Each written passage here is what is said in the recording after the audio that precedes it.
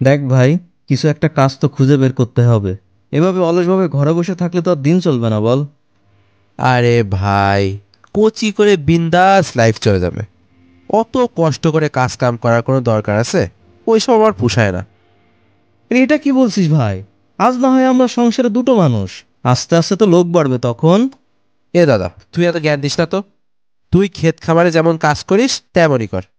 যা তো। আমার দ্বারা রোদ্রে পুড়ে বৃষ্টিতে ভিজে এসব ক্ষেত খামারে কাজ করা হবে না। আর এমন তো না নিজের জমিতে নিজে কাজ করো। বেগা খাটিস, তাও তো আবার অন্যের জমিতে। এত বেশি বেশি কথা আবার। এই যা তো, যা তো, যা এখান থেকে।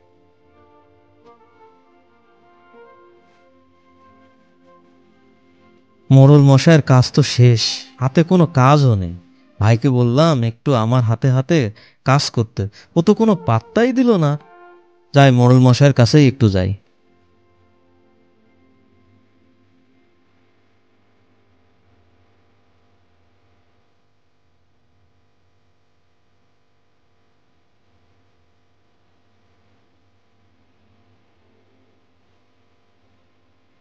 বাবু, ক্ষেতের কাজ তো সব শেষ হয়ে গেছে, আবার 3 মাস পরে জমির কাজ।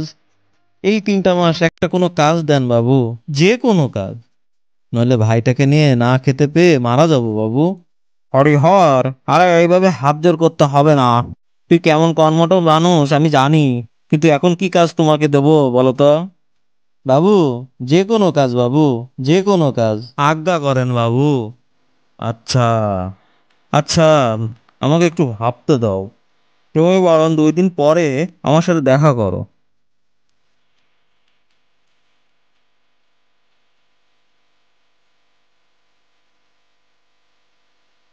বাবু, আমার কাজের কথাটা। হ্যাঁ হরিহর, তুমি এই 3টা মাস আমার খেজুর গাছগুলো গাছে হিসাবে কাজ করবে, বুঝেছ? শীতকাল চলে এসেছে প্রায়। তুমি আমার জমির দক্ষিণে যে 50টা গাছ আছে না, তার দায়িত্ব থাকবে, বুঝেছ? আর টাকা পয়সার কথা আমি বুঝ মতো একটা দিয়ে দেবো, ঠিক আছে? বড় উপকার হলো গো বাবু, বড় উপকার হলো। হরি লেগে পড়ল গাছিয়ার কাজ করতে।